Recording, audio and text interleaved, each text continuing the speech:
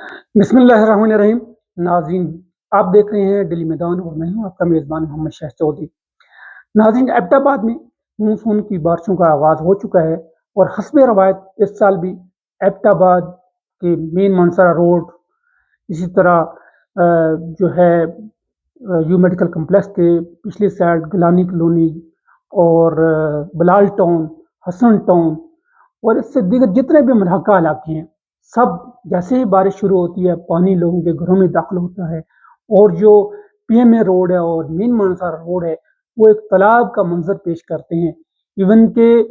جو گاڑیاں ہیں، چھوٹی گاڑیاں بارش کے پانی سے بہہ کر نالوں میں چلی جاتی ہیں، اور گزشتہ روز بھی جو بارش ہوئی اس میں بھی ایک گاڑی جو ہے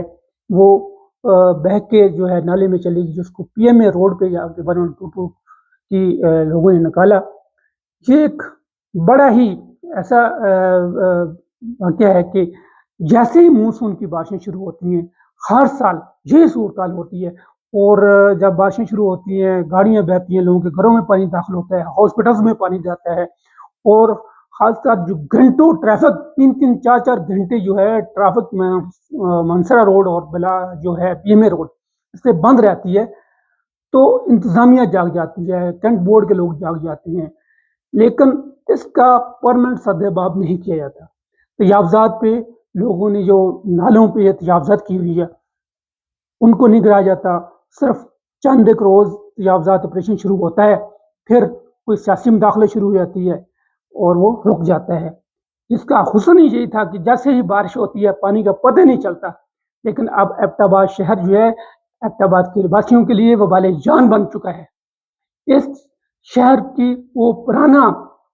وہی نکاسی سسٹم بحال کرنا پڑے گا تاکہ اس شہر کی خوبصورتی افادیت جو ہے جو پورے پاکستان میں خوبصورتی کے حوالے سے، موسم کے حوالے سے جانا جاتا ہے، اور پاکستان کے کونے کونے سے لوگ یہاں کے آباد ہو رہے ہیں اور آباد ہوئے ہیں، ان کو بھی وہ ایبٹ آباد کی پرانی حسن اور خوبصورتی